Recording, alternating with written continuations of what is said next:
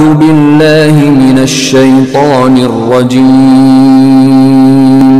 بسم الله الرحمن الرحيم اعوذ باللہ من الشیطان الرجیم بسم اللہ الرحمن الرحیم رب اشرح لی صدری ویسر لی امری واحلل عقدۃ من لسانی یفقہوا قولی۔ الحمدللہ سورہ بقرہ کا ایک رکوع ہم مکمل کر کے دوسرے رکوع کی جانب بڑھ رہے ہیں۔ آج اس رکوع میں کل آیات کی تعداد جو ہے وہ 12 ہے، یعنی آیات 8 تھا، آیات 20، تقریباً 13 آیات بنتی ہیں اس طرح سے اگر 8ویں آیت کو بھی ملاتے ہیں تو یہ رکوع جو ہے اس سے پہلے والے رکوع کے بارے میں یقیناً آپ کو یاد ہوگا کہ اس میں اللہ تعالیٰ نے 2 قسم کے لوگوں کا ذکر کیا ہے، جن میں ایک متقین ہیں جن کی 5 صفات بیان کی ہیں، اور دوسرے کافرین ہیں جن کے لیے سخت عذاب کی وعید ہے۔ اس رکوع میں اللہ تعالیٰ نے منافقین کے بارے میں ذکر کیا ہے، لیکن بات یہ ہے کہ یہاں کہیں بھی منافقین کا لفظ استعمال نہیں ہوا، تو گویا کہ بغیر نام لیے ان کو مخاطب کیا گیا ہے، اور یہ ایک در حقیقت اگر دیکھا جائے تو ایک خاص کریکٹر ہے۔ تو منافقین جو ہے نفاق سے نکلا ہے۔ نفاق کا مطلب ہوتا ہے 2 رخا ہونا، یعنی کسی چیز کے 2 رخ، دو اطراف ہوں، یعنی کہ 2 چہرے ہوں۔ کوئی بات ایک ہی وقت میں 2 باتیں کرنا، یعنی سامنے کچھ اور کہنا اور پیٹھ پیچھے کچھ اور کہنا، یہ منافقت ہے۔ اور اس کے لیے عموماً گو کی مثال دی جاتی ہے کہ گو ایک ایسا جانور ہے کہ جب وہ اپنا بل بناتا ہے تو اس میں 2 سوراخ رکھتا ہے، اور 2 سوراخ اس لیے رکھتا ہے کہ اگر ایک طرف سے دشمن حملہ کرے تو وہ دوسرے سوراخ سے باہر نکل جاتا ہے۔ تو گویا کہ یہ منافق اس لیے ان کو کہا جاتا ہے۔ اچھا، یہاں پہ عموماً اس رکوع کو پڑھنے کے بعد مفسرین کرام جو ہیں زیادہ تر اس بات کی طرف ان کی رائے ہے کہ یہ منافقین ہی کے بارے میں ذکر ہے، یہ پوری سورہ جو رکوع ہے منافقین کے بارے میں ہی ہے۔ تو یہاں پر ایک بات میں اور کہنا چاہوں گی کہ جناب مولانا امین احسان اصلاحی صاحب نے اس کے بارے میں ایک بڑی خوبصورت بات کی ہے۔ انہوں نے کہا کہ در حقیقت یہ ایک کردار ہے، ایک کیریکٹر ہے۔ تو اب یہ کیریکٹر ایسا ہے کہ اگر اس کے اندر جو کیریکٹر کی جو خوبیاں یا خامیاں کہہ لیں آپ، تو جو بھی پوائنٹس ہیں وہ جس کسی کے اوپر اس کا نقشہ بیٹھ جائے یا اس ڈائی میں جو بھی فٹ آ جائے تو سمجھ لیجئے وہ اپنے آپ کو سمجھ لے کہ وہ منافق ہے۔ بڑی بڑی گہری اور بڑی خوفناک بات ہے اگر دیکھا جائے تو یہاں منافقین کا جو ذکر ہے وہاں پہ اللہ تعالیٰ نے اس پورے رکوع میں ان کی کچھ عادات اور بتائی ہیں کہ وہ کس قسم کے ہیں۔ تو یہ دونوں رکوع پڑھنے کے بعد جو میری اپنی رائے تھی، مجھے ایک ایسا محسوس ہوا کہ در حقیقت اللہ تعالیٰ ان دونوں رکوع میں ہمیں ایک طرح سے ہمیں یہ بتا رہے ہیں کہ دنیا میں 3 قسم کے کیریکٹرز ہیں۔ تو وہ 3 قسم کے کیریکٹرز جو ہیں وہ کیا ہیں؟ ایک پہلا کیریکٹر جو ہے وہ دیکھیں متقین کا بتایا ہے، دوسرا کفار کا، اور تیسرا بین یعنی بیچ میں لٹکنے والا۔ تو اگر ہم دیکھیں اپنی زندگی میں آج کل کے لحاظ سے، آج کے دور حاضر میں یا ہمیشہ سے، میں آج کی بات نہیں کر رہی، یعنی ہمیشہ سے انسان کی فطرت یا انسان کی معاشرے کا اگر ہم معائنہ کریں، دیکھیں اس کو اچھی طریقے سے، تو ہمیں نظر آئے گا کہ ہمارے ارد گرد ہمیشہ یہی 3 کردار ہوتے ہیں۔ اب آپ کہیں گے کیسے؟ دیکھیں میں آپ کو ایک مثال دیتی ہوں۔ مثال کے طور پہ میں ایک کام کرنا شروع کرتی ہوں، تو میں کہتی ہوں کہ بھائی میں یہ کام شروع کر رہی ہوں، کچھ بھی ہے، دنیا کا کام لے لیں، کوئی بزنس لے لیجئے، کوئی بھی چیز۔ تو سب سے پہلے ایک گروپ ایسا ہمارے پاس آئے گا، ہمارے قریبی لوگ جو ہم سے محبت کرتے ہیں، جو حق کو پہچانتے ہیں، وہ ہماری پیٹھ ٹھوکیں گے، آ کے بولیں گے بہت اچھی بات کہی آپ نے بھائی، یہ تو تم بہت اچھا کام کر رہی ہو، اور اس کو کرو، ہم تمہارے ساتھ ہیں، ہم تمہارے لیے دعا کریں گے، اور انشاءاللہ تم کامیاب ہوگے۔ یہ بالکل واضح گروپ ہے، یہ ہمارے چاہنے والے، ہم سے محبت کرنے والے، ہمیں اچھا سمجھنے والے۔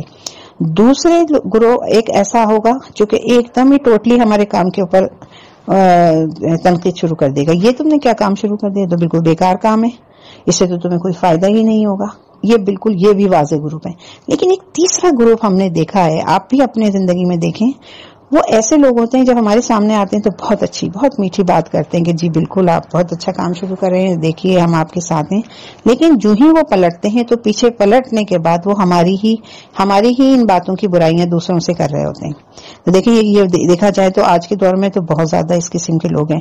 اللہ تعالی ہمیں اس قسم کے لوگوں سے نہ صرف بچائے بلکہ ہمیں بھی ایسا بننے سے بچا لے، ہم ایسا نہ بنے اور ہمارے اندر بھی منافقت نہ ہو، ہم بھی حق کی بات پہ ڈٹ کے کھڑے ہو جائیں۔ تو اس چھوٹی سی تمہید کے ساتھ ہم اپنے آیات کا ابتدا کرتے ہیں۔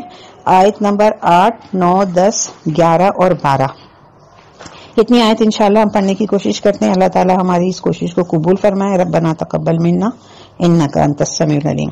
اعوذ باللہ من الشیطان الرجیم، بسم اللہ الرحمن الرحیم۔ ومن الناس، اتنے ٹکڑے کو دیکھ لیجئے، واو مانے اور حرف عطف ہے، دو جملوں کو ملاتا ہے۔ من مانے سے، ناس مانے لوگ، کیا معنی سمجھ میں آئے؟ اور لوگوں میں سے۔ من یقولو، من مانے کون، جو، جس نے، یقولو کہتے ہیں، من یقولو جو کہتے ہیں، یعنی لوگوں میں سے۔ اب یہ بالکل لفظی ترجمہ ہے، اب اس کو آپ بامحاورہ اپنی زبان میں اس کو جب سینٹینس بنائیں گے تو ہم کہیں گے اور لوگوں میں سے کچھ ایسے ہیں جو کہتے ہیں آمنا، نون علی زبر نا جو آخر میں لگا ہے یہ متصل ضمیر ہے، نا کا مطلب ہوتا ہے ہم۔ آمنا، آمنا نکلا ہے ایمان سے، تو آمنا ہم ایمان لائے۔ تو لوگوں میں سے کچھ ایسے ہیں جو کہتے ہیں ہم ایمان لائے، باللہ، با کے نیچے زیر ہے، حروف جر ہے، جب بھی یہ کسی لفظ کے بعد پہلے آتا ہے تو اپنے اسی لفظ کو زیر کر دیتا ہے۔ دیکھیں اللہ کے نیچے زیر آ گئی، اس کے مطلب ہوتا ہے سے پر، باللہ اللہ پر، واو، اور بالیومی یوم پر۔ یوم بھی اردو کا لفظ ہے، بہت جانا مانا لفظ ہے ہمارا، ہم جانتے ہیں یوم کا مطلب ہوتا ہے دن، اور اس میں لگ گیا ہے با کو اگر ہم ہٹا دیں تو الف لام نظر آ رہا ہے، تو الیوم، الیوم جب ہو جاتی ہے کوئی چیز عربی میں ال لگنے سے خاص ہو جاتی ہے، کسی خاص چیز کو پوائنٹ آؤٹ کیا جائے، یعنی پراپر ناؤن۔ وبالیوم الآخری، اور آخرت کے دن پر۔ تو لوگوں میں سے کچھ ایسے ہیں جو کہتے ہیں کہ ہم ایمان لائے اللہ پر اور آخرت کے دن پر۔ وما ہم بمؤمنین، واو مانے اور، ما مانے نہیں، ہم مانے وہ سب، لیکن وہ سب بے مومنین مومن نہیں ہیں، مومنوں میں سے نہیں ہیں۔ تو اللہ کی اس آیت میں فرماتے ہیں کہ لوگوں میں سے کچھ ایسے ہیں جو کہتے ہیں ہم ایمان لائے اللہ پر اور یوم آخرت پر، لیکن وہ مومن نہیں ہیں۔ یہ کیا بات ہوئی؟ اللہ پر ایمان بھی لا رہے ہیں، آخرت پہ بھی ایمان لا رہے ہیں، تو آخر مومن کیوں نہیں ہے؟ کوئی چیز مسنگ ہے؟ آپ کو محسوس ہو رہی ہے؟ یقیناً آپ کا ذہن گیا ہوگا کہ کیا چیز مسنگ ہے اس میں، بہت بڑی چیز مسنگ ہے اس میں، بیچ کی ایک چیز، اللہ کے بعد بالرسالت، یہ رسالت پر ایمان لانا بھی ضروری ہے۔ گویا کہ ایمان کے 3 پلرز ہیں، ایمان کی 3 شرائط ہیں، اللہ پر ایمان لانا، رسول پر ایمان لانا اور آخرت پر ایمان لانا۔ ان 3 بیسک پلرز میں سے مین پلر جو ہے رسالت کا وہ مسنگ ہے۔ تو اب ایسا کون کہہ سکتا ہے؟ آپ کے خیال میں کون کہہ سکتا ہے ایسا؟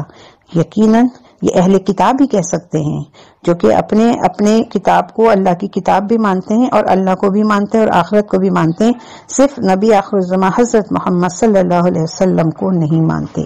گویا یہ بات ہمیں سمجھ میں آئی کہ اگر کوئی اللہ کے رسول کو نہیں مانے گا، نبی پاک صلی اللہ علیہ وسلم پہ ایمان نہیں لائے گا، تو اس کا ایمان مکمل نہیں ہے، بلکہ وہ مومن ہے ہی نہیں، قرآن کی روح سے وہ مومن ہے ہی نہیں۔ اس بات کو آج کے دور پہ رکھیں، اس ایک آیت سے ہم روشنی لیتے ہیں آج کے دور پہ۔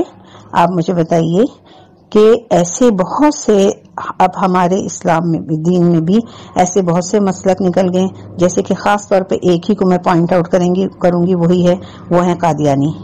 انہوں نے کس کو ہٹ کیا؟ رسالت کو ہٹ کیا، یعنی آپ صلی اللہ علیہ وسلم کو آخری نبی نہیں مانتے، بلکہ اپنے ایک نبی کی ایڈیشن کر لی۔ مان تینوں بات رہے، لیکن ایڈیشن کر لی کس کی؟ ایک اور نبی کی۔ اس لحاظ سے اس آیت کی روح سے وما ہم بمؤمنین، وہ مومن نہیں ہیں۔ واللہ اعلم، باقی اللہ تعالیٰ خود جانتا ہے، تمام باتوں کا علم اللہ رکھتا ہے۔ آگے کہتے ہیں کہ اب وہ مومن نہیں ہیں، تو آخر مومن نہیں ہے تو کر کیا رہے وہ؟ آیت نمبر 9 میں اللہ فرماتے ہیں یخادعون اللہ، یخادعون کا مطلب ہوتا ہے دھوکہ دینا۔ اب وہ دھوکہ دے رہے ہیں، دھوکہ بھی ایسا کہ کشمکش کرنا، ایک ہوتی ہے ٹو دی پوائنٹ بات کرنا، بس دھوکہ دے دیا، لیکن یہ یخادعون باب مفاعلہ سے ہے، عربی کے کچھ باب ابواب ہوتے ہیں، ان کی میننگ ان ابواب کے لحاظ سے ہوتی ہے، تو اس باب کی وجہ سے اس کی میننگ کچھ کشمکش اور کشاکش والی ہے، یعنی کہ وہ کوشش کر رہے ہیں خوب اللہ کو دھوکہ دینے کی. اور والذین اور الذین ان لوگوں کو آمنو جو ایمان لائیں، یعنی یہ جو ابھی پچھلی آیت میں جن لوگوں کا ذکر ہوا کہ جو کہتے ہیں اللہ پر بھی اور آخرت پر بھی ہم جو ہے وہ ایمان لے کر آئے ہیں، تو یہ لوگ کیا کر رہے ہیں؟ اللہ کو دھوکہ دے رہے ہیں اور ایمان والوں کو دھوکہ دے رہے ہیں. آگے اللہ فرماتے ہیں وما اور مامنے نہیں، حرف نفی ہے، انکار ہے، یخدعون دھوکہ نہیں دے رہے. اللہ نے بالکل صاف منع کر دیا وہ دھوکہ نہیں دے رہے، یعنی یہ نہ سمجھے کہ وہ اللہ کو دھوکہ دے رہے اور ایمان والوں کو دھوکہ دے رہے ہیں. الا سوائے انفسہم. انفسہم کیسا لگ رہا ہے؟ مشکل لفظ لگ رہا ہے؟ نہیں، ابھی اس کو آسان کرتے ہیں. ہم ہٹا دیجئے، ہم کا مطلب ہوتا ہے وہ سب، ضمیر بار بار پڑھ رہے ہیں ہم. انفسہم الف ہٹا دیں، نفس. نفس کسے کہتے ہیں؟ جان کو. کتنی آسانی سے میننگ سمجھ میں آ گئی. انفسہم اپنی جانوں کو. وہ سب لوگ جو تھرڈ پرسن ہیں، جو موجود نہیں ہیں، جن کا ذکر کر رہا ہے اللہ تعالیٰ، وہ سب اپنی جانوں کو ہی دھوکہ دے رہے ہیں. اللہ کیا فرماتے ہیں کہ وہ نہ اللہ کو دھوکہ دے رہے ہیں نہ ایمان والوں کو دھوکہ دے رہے ہیں، بلکہ صرف اپنی جانوں کو دھوکہ دے رہے ہیں. تو یہ ان کی خوش فہمی ہے جو ایسا سمجھ رہے ہیں. وما اور مامنے نہیں، ابھی اوپر ہم نے پڑھا مامنے نہیں. یشعرون، یشعرون میں سے شعور نکال لیجیے آپ، اردو کا لفظ ہے شعور مانے سمجھ، عقل. وما یشعرون اور وہ شعور نہیں رکھتے، عقل اور سمجھ نہیں رکھتے. یہاں پہ نوٹ کر لیجئے کہ منافقین کی اس زمانے میں کی بھی جو اکثریت تھی جنہیں اپنے نفاق کا شعور نہیں تھا. یعنی آپ سمجھیں کہ دو طریقے سے کہ منافقین اس وقت وہاں موجود تھے. ایک تو وہ منافقین تھے جو جانتے بوجھتے سمجھ بوجھ کر اور آتے تھے اور کہتے تھے کہ صبح میں کہتے تھے کہ رسول اللہ ہم آپ کے اوپر ایمان لے آئے. وہ پلاننگ بنا کے آئے تھے اور سارا دن بیٹھتے تھے اور شام میں کپڑے جھاڑ کے کھڑے ہو جاتے تھے اور کہتے تھے کہ بھئی آپ تو اللہ کے نبی نہیں ہیں، ہم نے تو آپ کے اندر کوئی نبیوں والی خوبی نہیں دیکھی اور نہ ہی آپ کا کلام ایسا ہے. ان کا مقصد یہ تھا کہ جو نئے مسلمان ہو رہے ہیں، جو نئے لوگ دین میں داخل ہو رہے ہیں، ان کے ایمان کو کمزور کر دیا جائے. یہ تو واضح اور کھلے علل اعلان منافق تھے. لیکن کچھ منافقین وہ تھے جنہیں اپنے نفاق کا انہیں شعور ہی نہیں تھا. جیسے کہ آج کل ہم لوگوں کے لوگوں کو پتہ ہی نہیں ہوتا کہ ہم کتنی غلط بات کہہ رہے ہیں. ہم سامنے جاتے ہیں کسی کے کچھ کہتے ہیں، پیٹھ پیچھے کچھ اور کہتے ہیں. تو یہ جو کریکٹر ہے نا، اس کے بارے میں اب فرمایا ہے کہ آخر وہ ایسے کیوں ہیں. اس کو آگے پڑھیں گے تو آپ کے سامنے کھل کے بات آ جائے گی. فی قلوبہم، آیت نمبر 10 میں اللہ تعالیٰ فرماتے ہیں فی قلوبہم. فی مانے میں، حرف جر ہے یہ بھی. قلوب آپ کو پتہ ہے قلب کی جمع. ہم آپ سمجھ رہے ہوں گے، ہم اور ہم ایک ہی چیز ہے، وہ سب لوگ. فی قلوبہم ان سب کے دلوں میں مرض ہے. مرض بھی اردو کا لفظ ہے، بڑے آسانی سے ہم اس کو سمجھ سکتے ہیں. تو ان کے دلوں میں مرض ہے. تو کیا مرض ہے؟ کوئی ہارٹ اٹیک ہے، کوئی نالی بند ہے؟ نہیں. مرض کیا ہے؟ بیماری کیا ہے؟ بیماری ہے ان کے کردار کی کمزوری.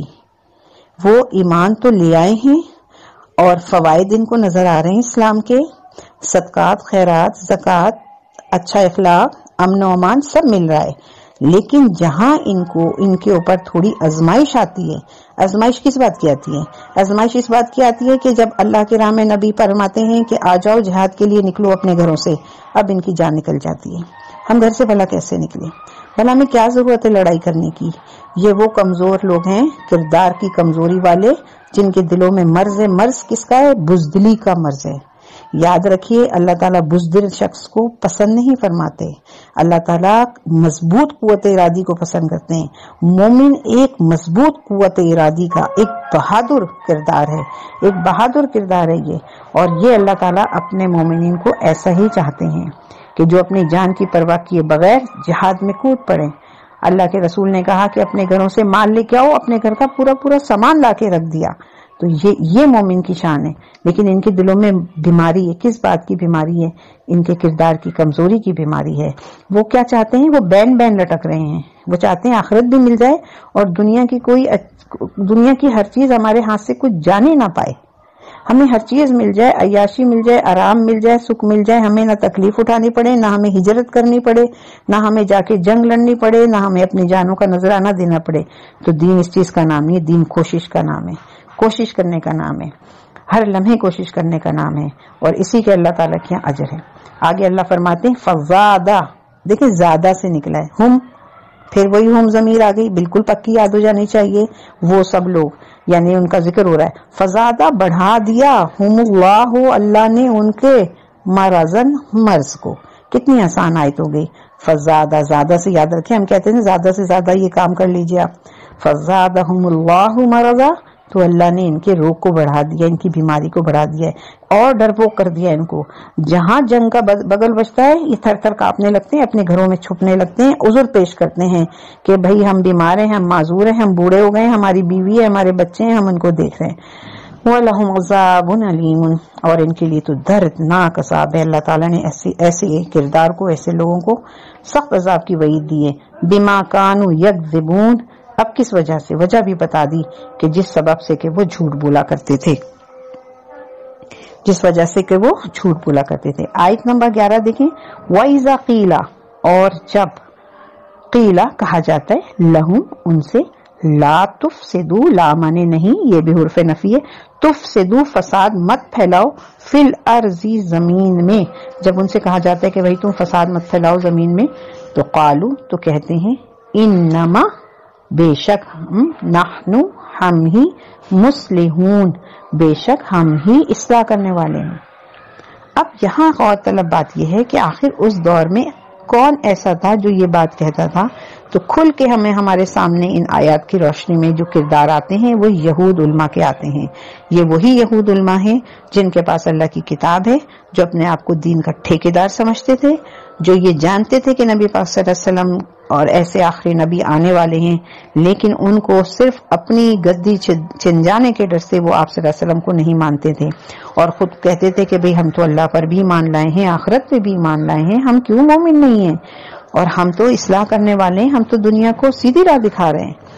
تو اللہ فرماتے اللہ یہاں پہ آگاہ ہو جاؤ.